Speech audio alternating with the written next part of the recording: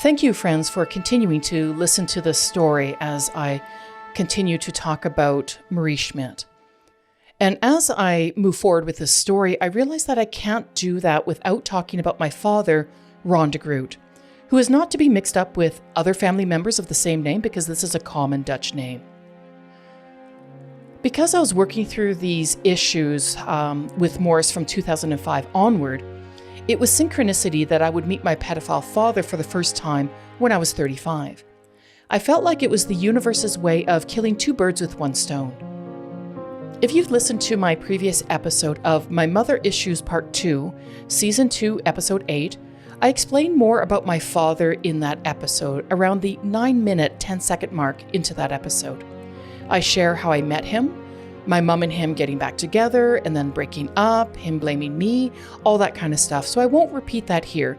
So please go back to that one and you can check that out. What I didn't mention in that episode, though, is how that meeting came to be. And I don't recall the exact date, but it was between 2006 and 2008. I was in my third year of university at the time and doing very profound healing work with the late Olga Arsenuk, a very powerful, beautiful, and gentle intuitive healer. It was in that session that I was thinking about my dad, and I never knew him at all, and I didn't really know how to feel because our family history is just riddled with violence and abuse. Olga then told me that I was considered what is called, quote-unquote, a fruit of love, meaning that at the time of conception, there was true love between my parents. And I said, well, isn't that most people, She said, no, not at all, actually, and most often it doesn't even happen. It's pretty rare. And then I just said, I was like, well, how can that be? Our whole family history is nothing but violence and abuse.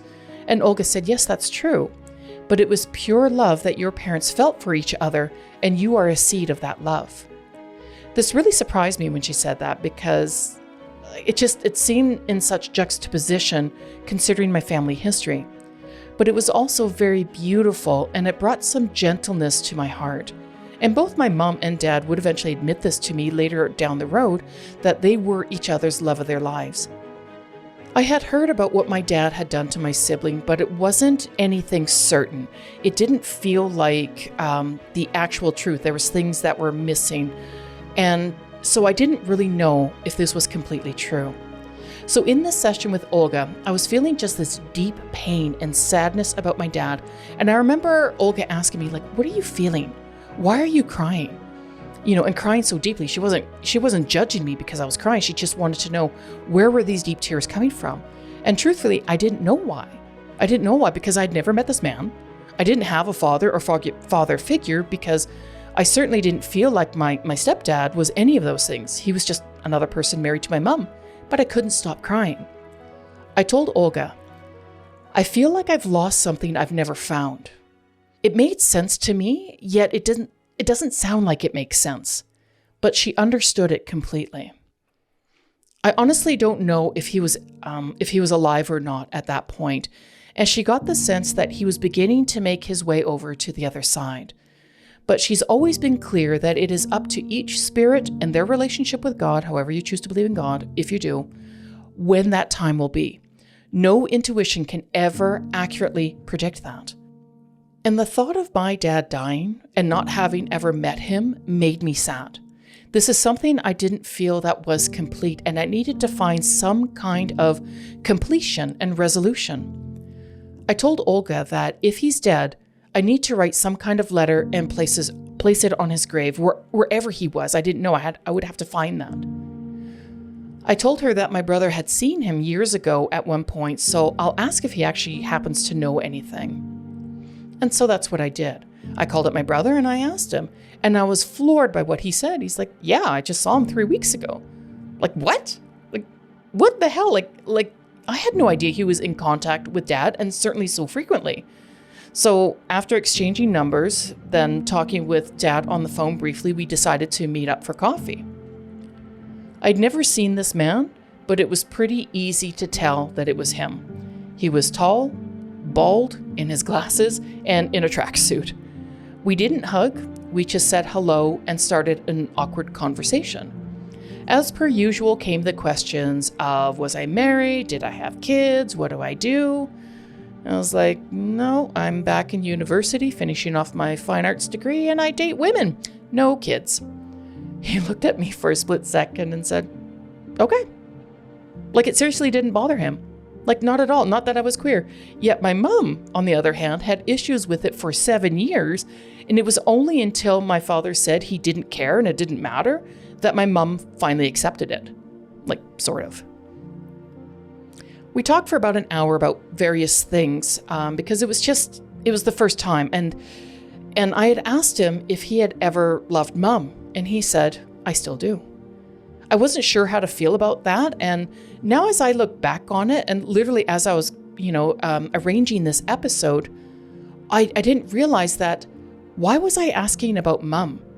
Why wasn't I figuring out more about my relationship with him, his relationship with me, and all that kind of stuff, the father-daughter issues that need to be talked about? I wasn't ready yet in that moment to flat out ask about what he did to my sibling. It wasn't in that moment, and I could feel that, and it wasn't really a thought that came up. We ended the conversation, and at the end, he asked if I could come to his truck because he had some flowers for me. And I said, yes, that's okay. He gave me these flowers, and I could tell that he quickly got them at the grocery store because they were still wrapped in like the Safeway bag and had the price tags, everything on there.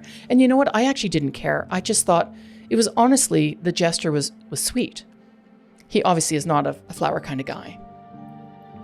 I did ask him though if I could have a hug. I felt I wanted one. He was my dad. I don't ever recall having one, and certainly not as like a little baby. I don't recall that. And he was very pleasantly surprised and said, absolutely. And in that moment, it was really nice to receive a hug from my dad, because it felt like just in that moment that I was protected and loved. And that was something that I had longed for my entire life. And I'd never received that.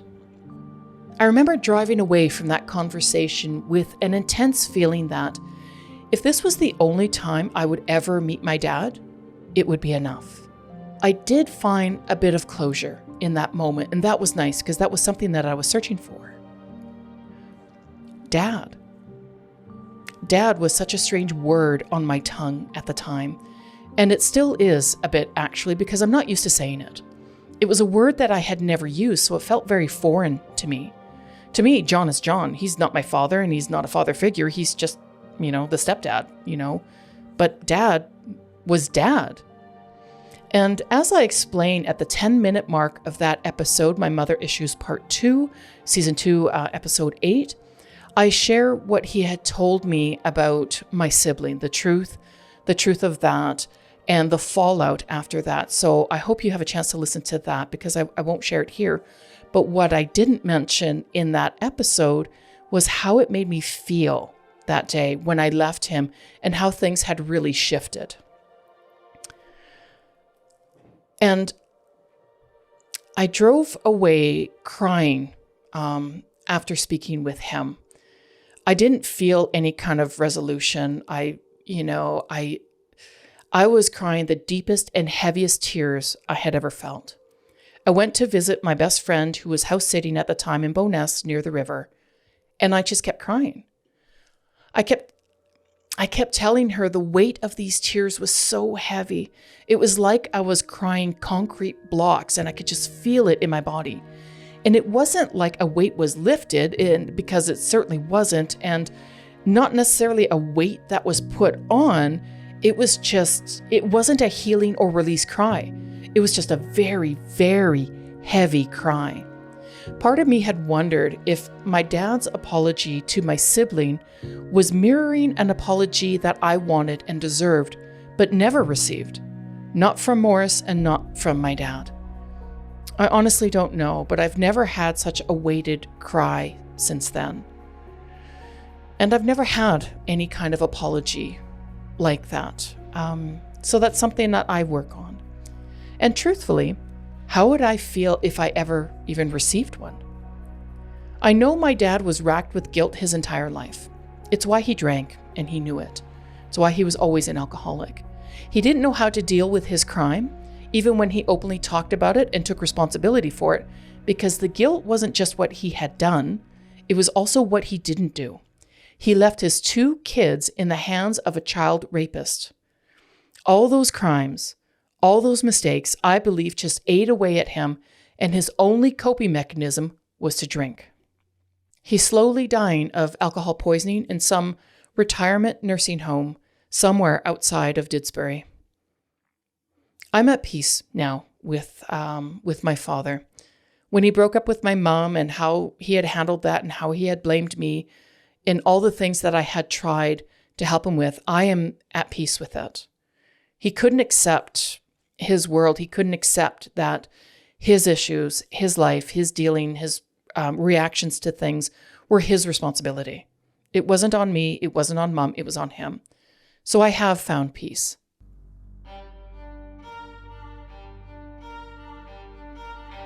This is leading me to seeing Maurice the next 3 times. Because the last time I had seen him, I was 15. Over those many years afterwards, after I was 15, I had wondered what I would do if I ever met up with Maurice again. I had fantasized many times that I would be in a public place where I would out him as a rapist, beat the crap out of him, kick his balls and everything down there over and over again until everything fell off. So deep was my anger. It was about me taking charge and hurting him like he had hurt me. I wanted him to hurt and suffer like I had. I wanted him to be publicly humiliated for his crimes.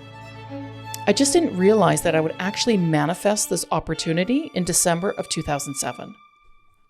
I was in my 3rd year of university and I was working full-time while also going to school full-time.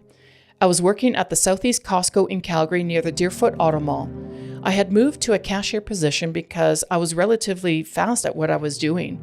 And as it was near Christmas, this was quite literally the busiest Costco in Calgary at the time. In fact, it was actually the 2nd busiest Costco in North America at that time. At least that's what the managers told me. It was just surge after surge of people coming through the tills.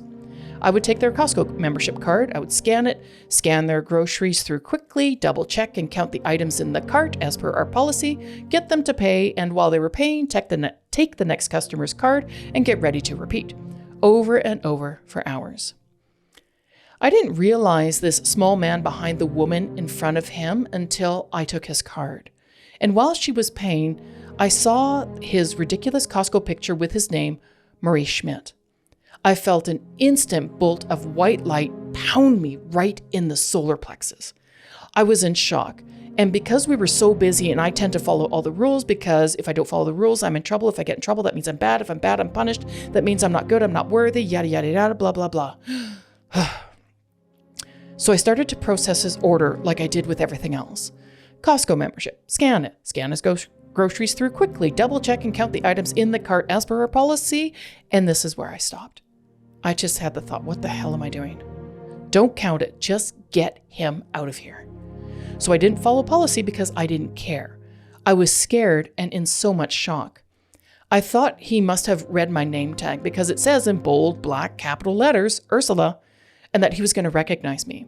He was going to initiate his predatory grooming. You want me to tickle you? You want me to chase you around? But that didn't happen. It was like he didn't even recognize me. I mean, of course not. I'm not a little girl anymore. But then something happened next that I did not expect. As he was done paying for his order, he dropped his credit card on the counter, and instinctively, I leaned over, reached for his card, picked it up, and handed it back to him. This action would haunt me for a very long time. He then took his cart and he left. This took all of maybe a minute and a half, 2 minutes tops. I was in such shock that I kept working on the till and processing orders for the next 15 minutes, just trying to make sense of what had happened. It's like I was just a robot. I was mechanically going through everything. It was so busy, and I thought I just had to push my way through it because it was just too busy. I couldn't just stop. That's not right. That's wrong. I could get in trouble. I don't want to get in trouble because that could be bad, and if I'm bad, I'm punished. I began shaking, and I started to lose focus, so I called my supervisor over and I said I needed to talk to her privately.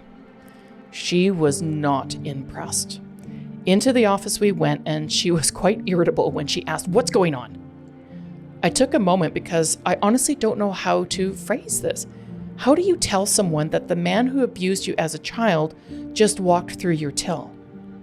And so I said, "The man who abused me as a little girl just walked through my till." She wasn't irritable anymore. She quickly turned compassionate. I stumbled my way through the next sentence, just saying that I can't work anymore. I was just shaking. I wasn't feeling good. I was scared. Thoughts were running rampant in my head. I don't understand what had just happened. My supervisor just took care of it and just let me go home. And I went home and I took the next shift off as well. When I did return to work, it was like I saw him everywhere, in every customer, man or woman. I thought I just kept seeing him. Whether they had the same height, the same short gray hair, age range, it didn't matter. But it was never him. What I couldn't get over was my reaction to the credit card. I even worked with Olga on this because I was so mad at myself for this very simple action. Like I actually felt ashamed that I did this. Here I had somehow manifested this moment in public where I was going to hurt and humiliate him, like I had fantasized for all those years, and all I did was pick up this damn card and hand it back to him. What the hell was wrong with me? But Olga just explained it easily to me. "Because that's not who you are," she said. And that must have been true because that part kept playing in my mind on constant repeat. I couldn't shake it because it's like I didn't quite believe it. So the universe arranged another meeting after I decided I wanted to work in the bakery instead. Truth is, I didn't want to run into him again at the till. Who knew if I was going to, and who knew what I was going to do? Not to mention the early morning hours would make it easier for all my school studies afterwards. However, that didn't stop Maurice from coming by the bakery the following month in January. Clear as day, he was standing outside the bakery shelves picking up some bread and buns when I saw him again. He didn't look at me, but I recognized this time that I didn't feel that bolt of white lightning in my chest, in my solar plexus. In fact, I didn't feel anything at all, but my mind was racing. What the hell? What is he doing here again? How is this possible? What am I going to do? Just all kinds of racing and angry thoughts. So I found it to be really interesting in that I noticed no emotion, just thoughts. And there was no reaction to harm or humiliate him, nor was it even a thought at the time, once again proving that that is not who I am. And for the third and final time, I would meet Morris once again at Costco while I was working. I had just come from the lunchroom and I was returning to the bakery and I had seen him coming in my direction, not to see me, just going wherever he was going. And it's like all these times he never saw me. Even though he passed me or handed me his card at till or something, he could never see me. He could never recognize me. And so in that last moment, I just walked past him and nothing. I had nothing. I had no reaction, no emotion, no thoughts, just nothing. And it's interesting too that there was no barrier between us this time. At the time, I had the counter when I was at the till. In the bakery, there was bakery racks. But this time there was nothing to prevent me from harming or humiliating him. But it just wasn't even a thought, reaction, or intention, because that's not who I am. That would be the last time I would ever come face to face with that child rapist again. When he passed, my reaction surprised me.